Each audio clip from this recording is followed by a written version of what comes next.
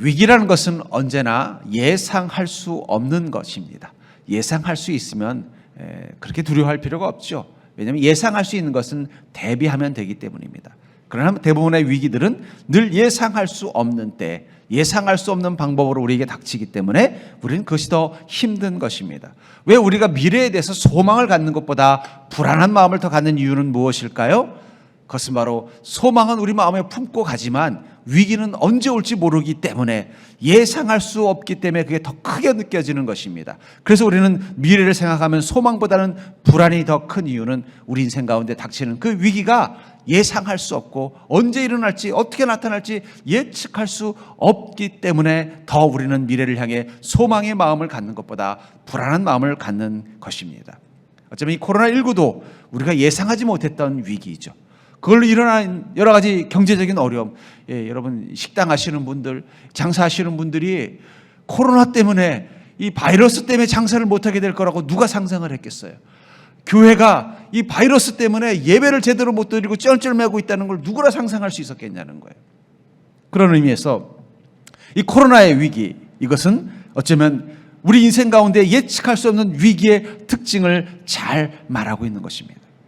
바울 목사님이 이 예루살렘에 갔을 때 막연하게 거기 가면 어렵겠구나, 또 성령께서 이미 음성을 주셨어요, 너 거기 가면 위기를 겪을 것이다, 어려움을 겪을 것이다 말하는 것을 듣고 왔지만 막상 도착해보니 그것은 상상보다 더한 것이었습니다. 군중들을 동원해서 유대 지도자들은 바울을 죽이려고 하고 있고요, 사람들이 소요를 일으키고 있고, 얼마나 소요가 컸는지 그 로마의 그 식민지였던 이 땅에 로마의 천부장이, 백부장도 아니고 천부장이 군대를 꾸어서 시위를 진압하는, 마치 무슨 구데타라도 난 것처럼 진압하려고 올 정도로 이 상황이 심각해져 버렸다는 거예요. 아마 거기까지는 바울 목사님도 예측하지 못한 어려움이었을 것입니다. 잘못하면 이제 죽게 되는 그 위기 가운데서도 그럼에도 불구하고 그는 당당하게, 의연하게 자신을 죽이려고 헤아려는 유대인들과 유대 군중들에게 복음을 전하고, 심지어는 이 천부장 앞에서도 당당한 모습으로 자신이 하나님의 사람인 것을 보여주고 있다는 것입니다. 저는 그것이 바로 성령의 사람의 특징이라고 생각해요. 성령의 사람은 인생의 위기라는 예루살렘에서도 당당할 수 있는 사람이 성령의 사람이라고 저는 믿습니다. 우리 옆 사람 보고 이렇게 말할 거예요. 당신은 성령의 사람입니다. 그러니 기죽지 말고 당당하게 삽시다. 여러분, 위기는 누구나 다 두려움을 갖게 만들어요. 하지만 성령의 사람은 그곳에서도 당당할 수 있다는 것입니다. 그 비결이 무엇일까요? 그 위기, 인생의 위기라는 그 복병 속에서도 성령의 사람이 당당할 수 있는 이유는 무엇이냐는 것입니다.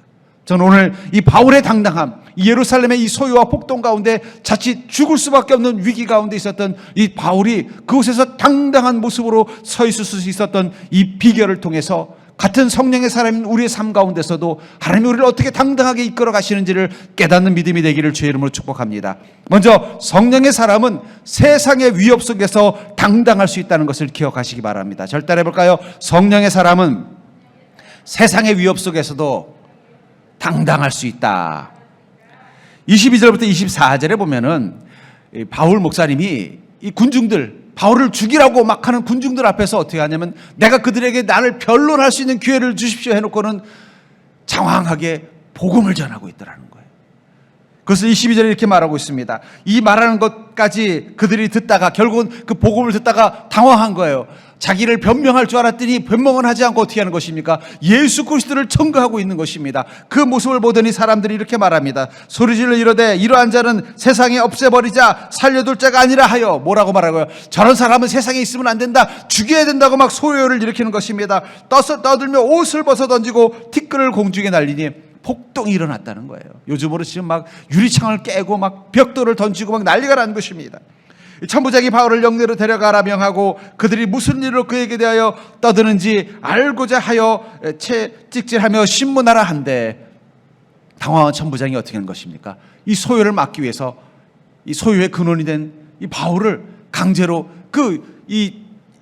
로마 군대가 주둔하고 있는 주둔지로 끌고 들어가서 어떻게 된 건지 신문하려고 했다라고 말하고 있는 것입니다. 아까도 말한 것처럼 예루살렘의 환란은 예고되어 있었지만 막연했던 거예요. 그리고 막연한 그 예고되어 있었지만 바울 목사님은 두려워하지 않고 당당하게 그곳에 갔습니다. 가서도 생각보다 더 심각한 상황이었지만 바울 목사님은 전혀 두려워하지 않고 그들을 두려워하지 않고 당당하게 복음을 전하고 그 당당한 모습에 놀란 그 군중들은 더 심각한 소요를 일으키고 이 더 큰 소요가 되니까 당황한 이 천부장은 이 바울을 보호하기 위해서 성내로 자기의 그 주둔지로 데리고 들어간 것입니다. 어떻게 바울 목사님은 이 환란이 예고된 이 예루살렘 안에서도 당당할 수 있었을까요? 사도행전 21장 13절에 보면은 이 바울 목사님이 이미 이 환란을 당할 것을 이 성령님을 통해서 말씀하고 있었습니다. 그럼에도 불구하고 바울 목사님은 이렇게 말씀하셨죠. 12절. 바울이 대답하되 여러분이 어찌하여 울며 내 마음을 상하게 하느냐? 나는 주 예수의 이름을 위하여 결박당할 뿐 아니라 예루살렘에서 죽을 것도 각오하였느니라. 주 예수를 위하여 결박당할 뿐만 아니라 예루살렘에서 죽을 것도 각오했으니까 사람들이 뭐라고 해도 두렵지 않다는 거예요. 여러분, 우리 그리스도인이 강한 이유는요, 우리는 죽을 것을 각오하고 사는 자예요. 십자가에 달려 죽을 것을 각오하며 사는 자이기 때문에 그리스도인은 두려움이 없는 것입니다. 여러분, 세상이 변해서 우리를 핍박하고 우리가 예수 믿는다고 더 핍박하고, 아니 저 공산주의 사회사처럼 예수 믿는다는 이유로 인하여 생명의 위협을 느껴도요, 그리스도인들은 두렵지 않습니다. 왜냐하면 우리는 부활을 믿기 때문이에요. 그 십자가의 죽음이 나를 죽이지 못한다는 것을 알고 있기 때문이에요. 그게 바로 우리가 세상 가운데 당당한 것입니다. 여러분들이 서 있는 이곳은 바울 목사님이 서 있는 그 예루살렘과 같은 곳이에요. 우리는 주님이 주신 그 사명을 위해서, 주님을 위해서 죽음까지도 두려워하지 않는 믿음을 가지고 바울 목사님이 예루살렘에 머물고 있는 것처럼 우리는 이 땅 가운데 머물러 있다는 것입니다. 그렇기 때문에 우리는 이곳에서도 여전히 주님께서 나와 함께 하시며 나를 주님이 인도하신다는 그 믿음이 있기 때문에 당당할 수 있는 것입니다. 이 엘리야라는 이 선지자가 아합이라는 이스라엘의 왕과 끊임없이 갈등 관계에 있었어요. 열왕기상 18장 14절부터 18절에 보면은 이 아합은 우상을 섬기고 있었고 엘리야를 통해서 하나님께서는 그가 우상을 섬기는 것을 끊임없이 꾸짖었습니다. 다른 선지자들은 아합 왕과 이세벨이 무서워서 감히 가서 그를 꾸짖지 못하고 있었어요. 하지만 엘리야는 대놓고 이 아합을 꾸짖었을 뿐만 아니라 사람들 앞에서 이 아합이 우상을 섬기는 것에 대해서 비판했다는 것입니다. 그러니 아합이 얼마나 엘리야를 미워했겠어요.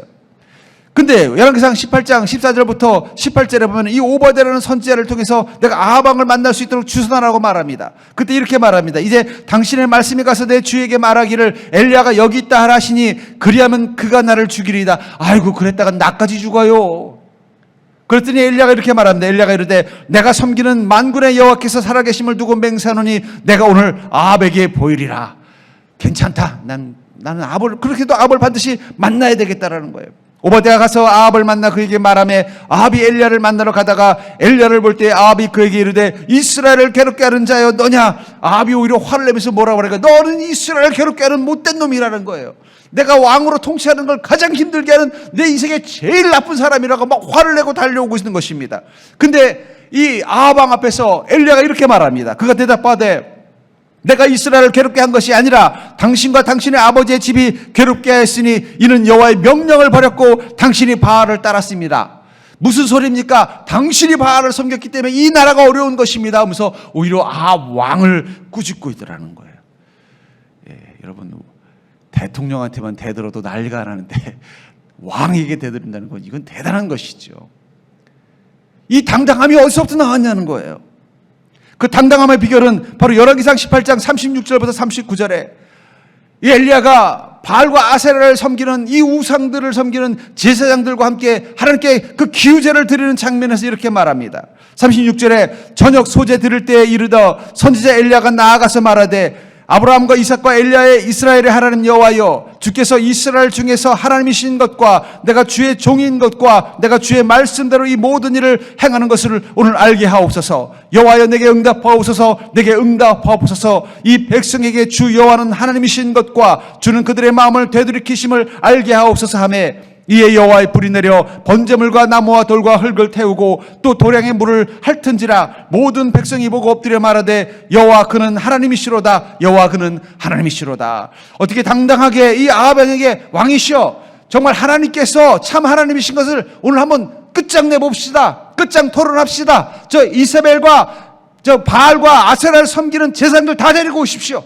나는 혼자서 하나님 섬기는 제사장으로서 하나님께 제사를 드리겠습니다. 이 3년간 대기간 가운데 누가 그 제사를 받았고 누가 그 비를 내려주는지 한번 오늘 확실하게 확인해 봅시다. 만약에 여기서 하나님께서 이 제사를 안 받아주시면 어떻게 돼요? 엘리야는 죽는 것입니다. 그런데 그는 당당하게 이렇게 말할 수 있었던 비결은 무엇입니까? 그것은 바로 이 열왕기상 18장 36절에 내가 주의 종인 것과 이 엘리야에게는 확신이 있었다는 거예요. 내가 누구라는 거예요? 나는 하나님의 종이라는 거예요. 우리 지난 주일날 우리의 가장 큰 소망은 뭐라 그랬어요? 하나님이 나를 사랑하신다는 것을 믿는 것이 최고의 소망이라고 했어요. 하나님이 여러분들을 사랑하시는데 하나님이 여러분들을 망하게 하시겠습니까? 하나님이 여러분들을 사랑하는데 하나님이 여러분들의 인생을 불행하게 하시겠습니까? 하나님이 여러분들을 사랑하시는데 하나님이 여러분들의 인생을 결코 놔두지 않을 것입니다. 그게 소망이라고 말씀을 드렸어요. 우리의 당당함도 거기서 나오는 거예요. 우리는 주님의 종입니다. 오늘 우리가 살아가는 이유는 주님의 종으로서 주님이 주시는 그 사명을 감당하기 위해서 사는 하나님의 백성이며 하나님의 자녀이기 때문에 우리는 두려움이 없는 거예요. 그 중국에는 이 소황제라는 게 있대요. 이 중국은 워낙 자녀를 많이 안 낳다 보니까 하나만 낳다 보니까 이 자녀들이 이제 좀 소위 뭐 무례해지고 또 버르장머리였고 또 그 중에 이제 권력을 가진 사람의 이 자녀들은 막 함부로 한다는 거예요. 예. 그렇게 할 수 있는 비결이 뭐예요? 자기 아버지가 자기를 사랑하고 지킨다는 믿음이 그렇게 거침없이 행동하게 하는 것일 것입니다. 예, 여러분들 세상의 아버지가 힘만 있어도 저렇게 거침없이 행동할 수 있는데 우리는 하나님을 아버지로 둔 자인데 무엇이 두렵겠냐는 거예요. 이 엘리야의 당당함은 거기서 온 것입니다. 나는 주님의 종인 것을 나는 확신하고 있습니다. 주님의 영광을 위해서 사는 주님의 종인 것을 확신하고 있습니다. 그렇다면 주님이 내 인생과 어려움 가운데 능력이 되어주시지 않는다면 제가 이 일을 어떻게 감당하겠습니까? 그리고 이렇게 말하죠. 이 37절에 여호와여 내게 응답하소서 내게 응답하소서. 그가 당당할 수 있었던 것은 그는 기도의 능력을 믿는 자였기 때문이에요. 우리가 주님께 부르짖고 기도하면 하나님은 응답하실 거라는 걸 믿는 믿음이 있었기 때문이에요. 여러분들 우리가 인생의 위기 가운데서 우리에게 힘이 되는 것은 기도의 힘인 것을 믿으시기 바랍니다. 다시 기도의 불을 붙이셔야 돼요. 여러분들 다시 기도의 불을 붙이셔야 돼요. 여러분들이 있는 그곳에서 눈물로 기도하십시오.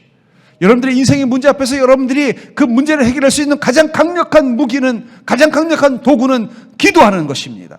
다시 한번 주님 앞에 내 마음을 놓고 주님 내게 응답하여 주시옵소서 주님 내게 응답하여 주시옵소서 기도해야 된다는 거예요.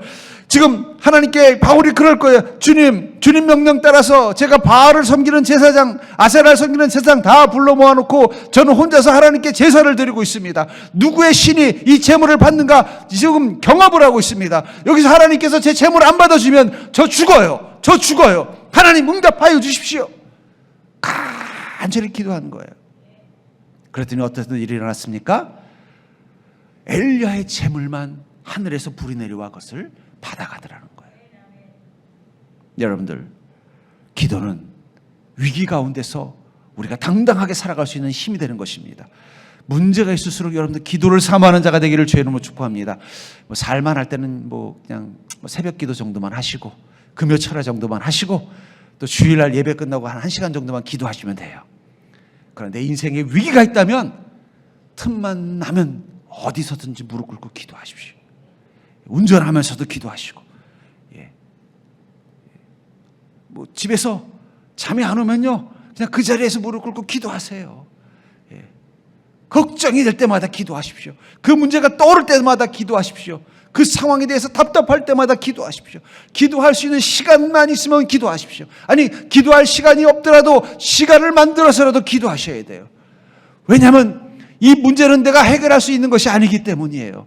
이 문제는 오직 하나님의 능력이 내 삶 가운데 응답하여 주셔야만 가능한 것이기 때문이에요. 그렇다면 어떻게 되겠어요? 기도해야죠. 기도밖에 답이 없는 거예요. 정말 간절한 일이 있는 사람은 어떻게 될까요? 계속 전화하는 거예요. 저기 어떻게 그거 준비 다 됐나요? 예, 걱정하지 마세요. 또 전화하는 거예요. 어떻게 정말 걱정 안 해도 되나요? 걱정하지 말라고요. 내일까지 다 해결해 줄게요. 정말 내일까지 해결이 가능합니까? 계속 전화하는 이유가 뭐예요? 너무 중요한 일이기 때문이에요. 그게 결과가 나오지 않으면 안 되기 때문이에요. 그러면 나중에 막 질려서 내일 아침 12시에 해줄 거 그냥 아침 일찍 다 해주는 거예요. 여러분, 우리 인생 가운데 문제가 있다면 그럴수록 우리는 더 간절히 기도해야 된다는 거예요. 그리고 그것을 믿는 것입니다. 기도의 능력이 나와 함께 한다면 이딴 문제 아무것도 아니라는 그 믿음을 가지고 우리는 기도하시면 된다는 거예요. 여러분, 두려움으로 기도하는 게 아니라 확신을 가지고 기도하셔야 돼요. 두려움이 생기는 이유는 내가 아직 그 기도의 능력을 의지하지 못했기 때문이니까 이제 기도하면 된다는 그 확신을 가지고 기도하셔야 된다는 거예요. 36절에 보면은 내가 주의 말씀대로 모든 일을 행하는 것을 오늘 알게 하옵소서. 주님, 저는 주님의 말씀을 따라 살 뿐입니다. 제가 지금까지 살아왔던 것도 주님의 음성을 따라 인도하심을 따라 여기까지 온 것입니다. 마치 여기까지 왔는데 여기서 인생의 문제를 만났네요. 그렇다면 주님, 능력이 되어 주시옵소서. 그 순간 어떤 일이 납니까? 38절에 이에 여호와의 불이 내려와 번제와 나무와 돌과 흙을 태우고 또 도랑에 물을 핥은지라 성령의 불이 내려와서 이 엘리야의 그 제사를 받아주셨다는 거예요. 하나님께서 응답하신 것입니다. 여러분, 전쟁을 할 때는요, 이 전투에 나가는 전투 보병이 있고 뒤에서 지원하는 지원 부대가 있습니다. 특히 이 포병들은요, 먼저 전쟁을 치르는 게 아니에요. 앞에 보병들이 나가면 뒤에서 포를 쏴줘요. 요즘 미사일들을 막 쏴줍니다. 그럼 어떻게 돼요? 적진이 막 난리가 나면 그때 가서 보병들은 총을 들고 전진해서 적과 싸워서 승리를 하는 것입니다. 우리 지금 영적 전쟁 가운데 있는 거예요. 그리스도인들은 세상 가운데 영적 전쟁에서 하나님의 나라를 만들기 위해서 투입된 이 전투 보병과 같은 존재들이라는 거예요. 우리가 가는 그 곳곳마다 영적인 전쟁이 일어나는 것은 당연한 것입니다. 여러분들, 마귀를 무서워하고 귀신을 무서워하면요, 그리스도인으로 살 수가 없어요. 왜냐하면 우리가 그리스도인이 되는 순간 마귀는 우리의 삶을 끊임없이 회방할 것이기 때문에 우리가 있는 곳에 나타나서 우리를 공격하게 되어 있다는 거예요. 그럼 그 속에서 어떻게 돼요? 그것들과 싸워서 이기는 자가 될 수밖에 없어요. 그러려면 어떻게 됩니까? 우리가 더 믿음으로 무장되고 하나님께 은혜를 구하고 우리가 하나님의 종이요 하나님의 군대인 것을 믿고 나가는 믿음이 필요하다는 거예요. 그럼 하나님은 우리를 그냥 놔두지 않고 그곳에서 반드시 승리할 수 있도록 지원 사격을 해주시는 거예요. 엘리야가 당당하게 나는 주님의 영광을 위해서 이 영적 전쟁 가운데 뛰어들겠습니다 하고 선포하고 혼자서 그 바알과 아세라를 섬기는 제사장들과 함께 영적 전쟁을 치르는 순간 하나님께서 지원 사격의 불을 내려주셔서 엘리야가 승리하게 만들어주시더라는 거예요.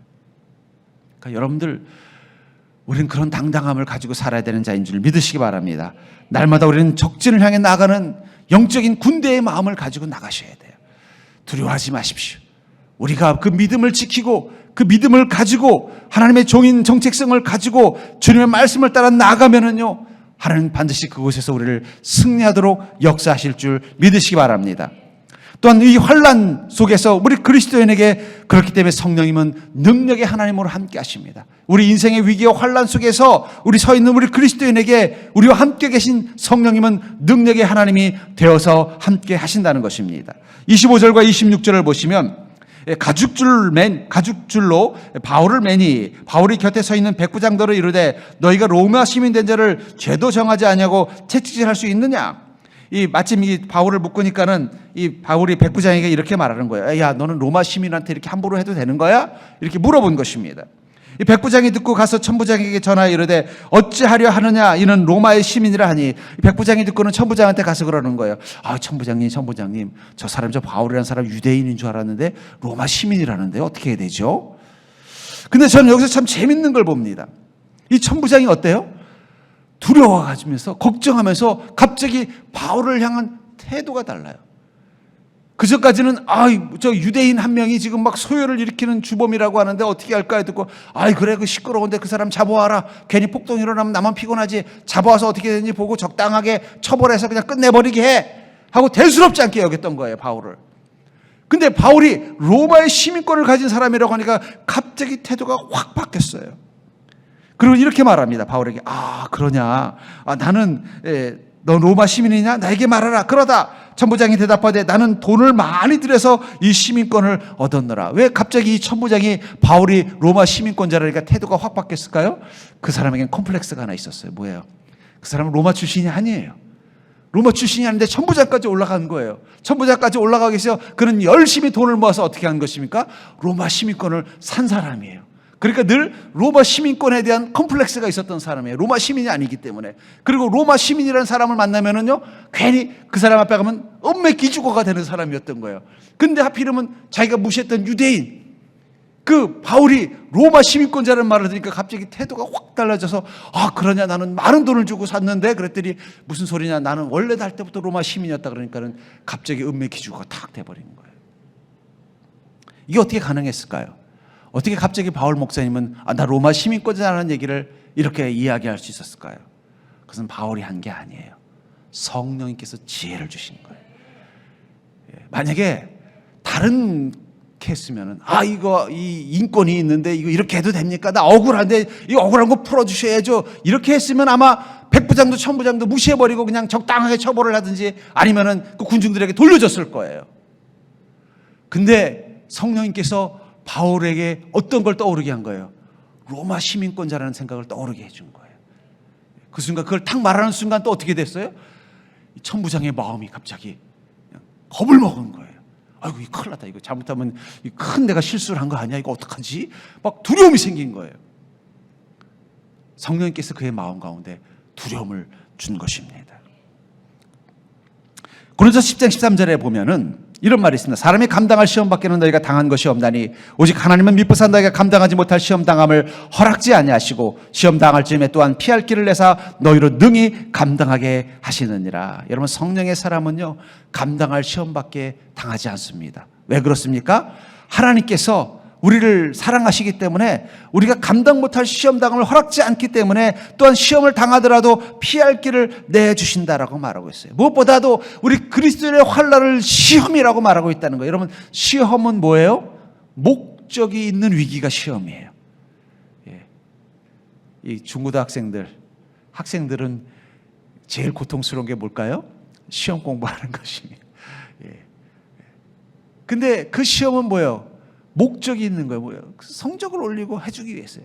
그렇기 때문에 시험을 보는 사람은요, 그냥 가서 어려움을 당는 게 아니라 그것을 통해서 평가를 받고 또 그 일을 감당할 수 있도록 도와주는 선생님과 또 여러 가지 어떤 돕는 자들이 있는 거예요. 마찬가지라는 것입니다. 우리 그리스도인에게 환난은 왜 시험이냐? 그것은 우린 그 환난 가운데서 하나님의 개입을 경험할 수 있기 때문이에요. 그 단어가 시험이에요.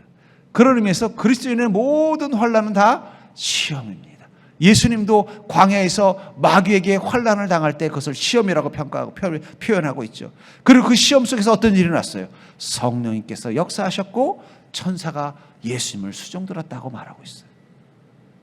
우리 그리스도인의 모든 환난은 시험입니다. 그리고 이 시험이라는 것은 하나님께서 그 시험을 감당할 수 있도록 옆에서 지키시고 보호하시고 도와주시는 분이 되어주신다는 거예요. 그렇기 때문에 우리는 감당할 시험만 당하는 거예요. 왜 그렇습니까? 그 시험이 쉬워서가 아니라 도우시는 하나님께서 그것을 감당할 수 있도록 능력이 되어주시기 때문에 감당할 수 있는 거예요.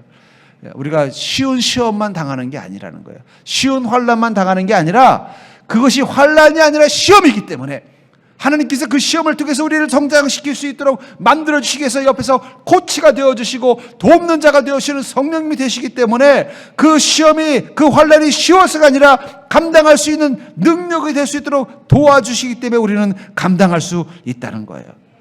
또한 피할 길을 내사, 피할 길을 누가 내주시는 거예요? 성령님이 내주시는 거예요. 그 얘기는 뭐예요? 야, 이 코스는 좀 위험하니까 이쪽 코스로 가자. 감당할 수 있는 분량만큼 할 수 있도록 옆에서 코치를 해준다는 거예요. 지금 이 예루살렘에서 이 죽을 위기에 처한 이 바울 사도, 그에게도 성령님은요, 피할 길을 만들어준 거 어떻게 해요? 천부장을 마음을 움직여서 저 바깥에 왜 이렇게 시끄러워? 지금 군중들이 지금 바울을 죽인다고 난리가 났습니다. 유대인을. 그래? 아이고 이거 근데 우리가 뭐 유대인들끼리 하는 일에 뭐 신경 써? 근데 이게 지금 상황이 꼭 폭동이 일어난 것 같은데요. 그래, 이거 잘못해서 폭동이 일어나면 큰일이지. 빨리 가서 진압해라 하면서 어떻게 한 것입니까? 바울을 안전하게 자기의 주둔지에, 로마 군인들의 주둔지로 데리고 들어온 거예요. 그러니까 이 유대 군중들도 어떻게 할 수가 없는 상황이 된 거예요. 거기다 또 그 마음을 움직여서 어떻게 해야 돼요? 아이고, 당신 시민권자였어? 하면서 바울을 오히려 두려워하게 만든 거예요. 하나님께서 피할 길을 안내해 주신 것입니다. 여러분들, 설령 여러분들은 마치 이 군중 앞에 서 있는, 돌을 들고 있는 군중 앞에 서 있는 바울처럼 정말 인생의 큰 문제를 만날 때가 있어요. 그러나 두려워하지 마시기 바랍니다. 왜냐하면 그때도 하나님은 우리와 함께 하시면서 피할 길을 내주신다는 거예요. 저는 이 인생의 위기 때마다 나와 함께 계신 그 성령님이 이 지혜 하나님으로 오시는 걸 많이 느껴요. 저에게 막 지혜가 떠올라요. 그 문제를 피할 수 있는 방법을 찾게 만들어주고 피할 길이 보일 수 있는 지혜를 갖게 만들어주셔서 그렇게 행하다 보면은 그 문제도 어떻게 돼요? 감당할 수 있는 시험밖에 안 되게 만들어주시더라고요. 전 여러분들이 그 하나님과 함께 동행하고 있는 인생인 것을 믿으시기 바랍니다. 그러니까 여러분 어떤 문제라도 걱정하실 필요 없어요. 왜냐하면 그곳에 문제만 있는 게 아니라 여러분들의 하나님이신 성령님이 함께 계신다는 거예요. 그분이 이미 여러분들의 수준을 보고 상황을 보고 피할 길까지 다 준비해 놓고 안내하는 거야. 글로 가면 좀 위험하겠다. 그러니 우리 차라리 로마 진영으로 들어가자. 군대로 들어가면 되지 않아? 여기 있으면 괜히 폭동에 위협당하니까 그러지 말고 내가 천부장 마음을 움직일 테니까 거기 들어가서 잠시 안전하게 피신해 있어라. 하나님께서 철저하게 바울을 지키기 위해서 능력이 되어주시는 거예요. 그렇기 때문에 어떻게 돼요? 능히 감당하게 하시느니라. 저는 이 능이라는 말이 너무나 감사해요. 무슨 얘기예요? 이거 뭐, 이 능이라는 말은 뭐야? 그냥, 이거 억지로가 아니라, 턱걸이가 아니라 뭐야? 이거 뭐, 이거 이 정도야. 이거는 내가 감당할 수 있는 거야. 뭐 이 정도는 뭐 내가 충분히 할 수 있다라는 자신감을 가지고 있는 표현이 이 능이라는 단어 속에 있다라는 거예요. 왜 그게 가능할까요? 그가 강해졌기 때문이죠. 이런 바울의 믿음이 강해지는 것은요, 처음 다메섹에서 예수님 만나서 강해지는 게 아니에요. 인생의 시험과 환난 때마다 성령님께서 함께 하시면서 피할 길을 만들어 주시고 성령께서 역사하심을 통해서 능력이 되어주셔서 그 문제들을 하나씩 해결해 나갈 때마다 어떻게 되는 거예요? 믿음이 업그레이드 되는 거예요. 그러니까 여러분들 능히 감당하는 자로 주님 만들어 주십니다.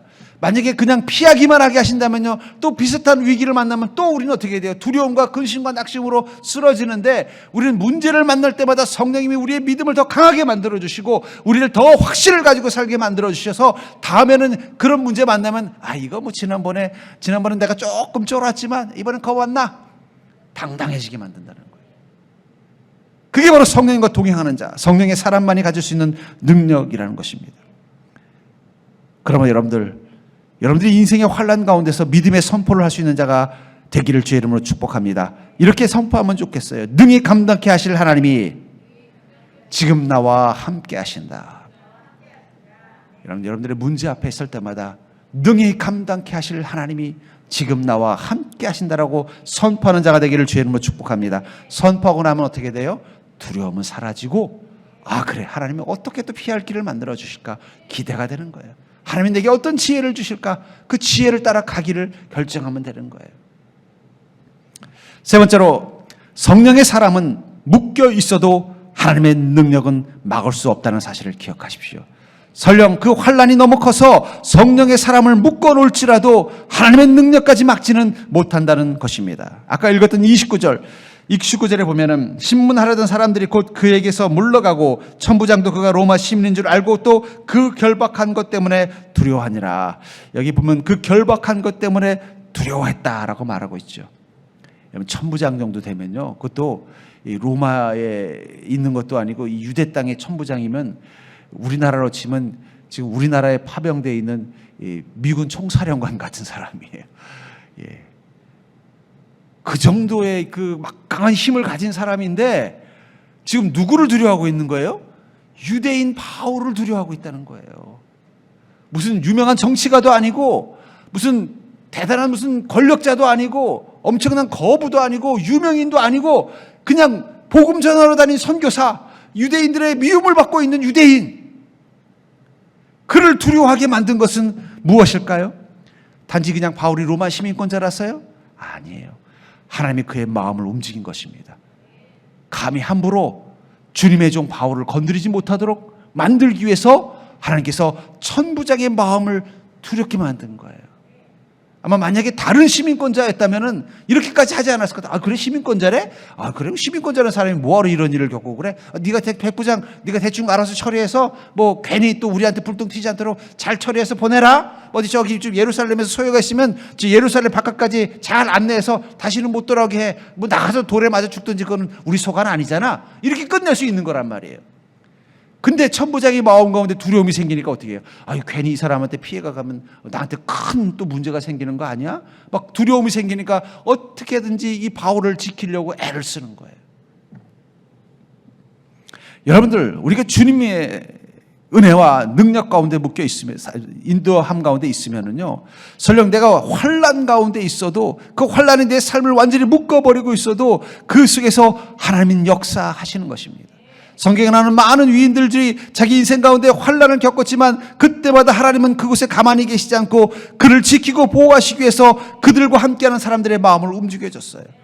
요셉이 그 환난을 겪고 있을 때 하나님은 보디발 장군의 마음을 움직이고 또 왕의 감옥의 간수장의 마음을 움직여서 요셉을 지키고 보호해 주신 것을 우리는 알고 있잖아요. 다윗이 사울의 미움을 받고 있을 때 하나님은 요나단을 통해서 그를 지키고 보호하도록 요나단의 마음을 움직였잖아요. 여러분, 요나단하고 다윗은 라이벌 관계예요. 다윗이 인기가 있으면 있을수록 요나단은 왕의 자리를 잃어버릴 수밖에 없는 사람이에요. 그러니까 다윗이 어려움을 겪고 사울이 다윗을 미워할수록 더 좋아해야 할 사람이 누구예요? 요나단이에요. 잘못하면 자기 왕권을 뺏기게 생겼는데, 근데 요나단이 어떻게 했어요? 다윗을 지켜주려고 애를 쓰더라는 거예요. 이게 어떻게 가능할까요? 하나님이 그의 마음을 움직였기 때문이에요. 가장 다윗이 불행해진 것을 좋아해야 할 사람이 오히려 다윗을 지키려고 애를 쓰는 이 놀라운 일이 일어나게 됐다는 거예요. 요셉을 가장 괴롭혀야 될 그 종의 주인인 보디발이 오히려 요셉을 더 잘 지켜주려고 애를 썼고요, 요셉을 가장 괴롭힐 수 있는 그 간수장이 오히려 요셉에게 더 좋은 기회를 주더라는 거예요. 그게 가능한 이유는 무엇입니까? 성령님께서 움직이셨기 때문에 가능했다는 거예요. 아브라함이 애굽에 갔어요. 가나안 땅에 기근이 와가지고 어쩔 수 없이 애굽에 갔을 때 어떤 일이 났어요? 애굽의 바로 왕이 보니까는 이 유목민, 자기네 민족도 아니고 이 히브리인이란 말은 이 비루한 자들이라는 뜻이에요. 그러니까 천민이라는 뜻이에요. 이 별 볼 일 없는 이 천민이 보니까는 이 여동생이 하나 있는데 이 여동생이 너무 이쁘게 생긴 거예요. 그러니까 어떻게 돼요? 그냥 그래, 이쁘게 생겼는데 다른 사람 같으면 그냥 강제로 끌고 와서 자기 아내로 삼을 수 있지만 그래도 또 자기가 왕이기도 하고 또 체면도 있는데 또 마음에 쏙 드니까 얘를 다해서 어떻게 해요? 저희 말하는 그 무슨 청첩장도 내고 이렇게 해가지고 데리고 온 거예요. 근데 알고 보니까 누구예요? 바로 아브라함의 아내 사라인 거예요. 이 아브라함은 어떻게 할 수가 없는 거예요. 이 애굽 땅에서 자기는 천민이고 이방인이에요. 자기를 죽여도 아무도 뭐라고 할 수 없는 거예요. 그것도 그 나라의 왕인 바로인데 자기 아내를 빼앗아간데 어떻게 정 한번 해볼 수 없는 상황인 거예요. 오히려 자기 아내인 것이 알려지면 더 자기를 못살게 굴 것 같은 두려움에 사로잡힐 수밖에 없는 그런 환난에 묶인 시간이에요. 그때 어떻게 하셨습니까? 하나님이 움직이기 시작했다는 거예요. 창세기 12장 17절부터 20절에 보면은 여호와께서 아브라함의 아내 사라의 일로 바로와 그 집에 큰 재앙을 내리신지라. 어떻게 했다는 거예요? 사라의 일로 바로의 집에 재앙을 내렸다는 거예요. 바로는 무슨 죄가 있어요? 바로는 죄가 없어요. 그냥 그 유목민, 이방인, 히브리인, 그 천민인 그 아브라함이라는 사람이 그 기근을 피해서 애굽 땅에 왔다는데 마침 보다가 우연히 보니까 그 여동생이 너무 이쁘게 생겨서 그래, 내 아내를 만들어주면 그게 어떻게 되는 거예요? 왕비가 되든 왕비가 못 되든 후궁이라도 되면 아브라함은 뭐가 되는 거예요? 그래도 왕족하고 이 친척 관계니까 얼마나 이 신분 상승되는 거예요. 그러니까 바로 왕은 이 아브라함에게 가장 좋은 호의를 베푼 거예요. 그것도 어떻게 해요? 강제로 끌어다가 궁녀로 삼지 않고 정중하게 예물까지 다 주면서 자기 아내로 맞아들일 정도로 아브라함에게 이해를 다한 착한 왕이에요.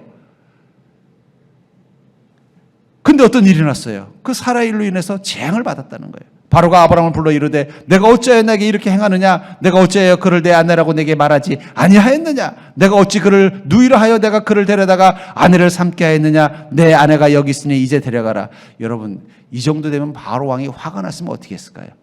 이 못된 것, 나를 경멸하고 능멸하다니 저것들을 능지처참하거라, 이렇게 하고 끝내야 정답인데 어떻게 했다는 거야? 너 왜 그랬냐? 너 때문에 나 큰일 날 뻔했다 야. 나 죽을 줄 알았다 야.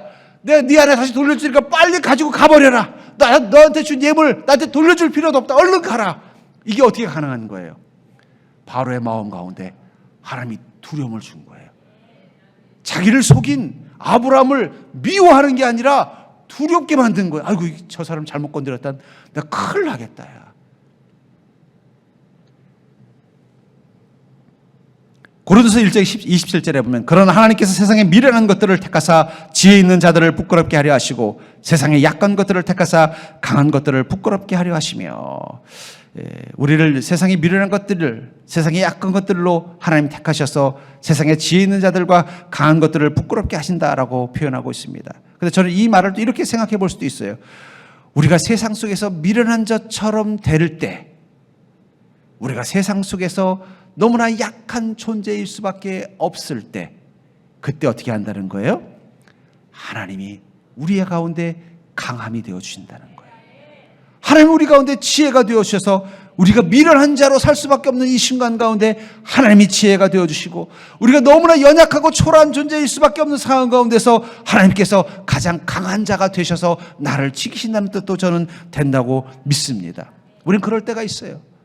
우리가 세상 가운데 미련하게 느껴질 때가, 내가 정말 미련하다, 내가 이런 일을 겪는 이유가 내가 미련해서 그런 것처럼 느껴질 때, 그때 하나님이 우리의 지혜가 되셔서 나를 지키신다는 거예요.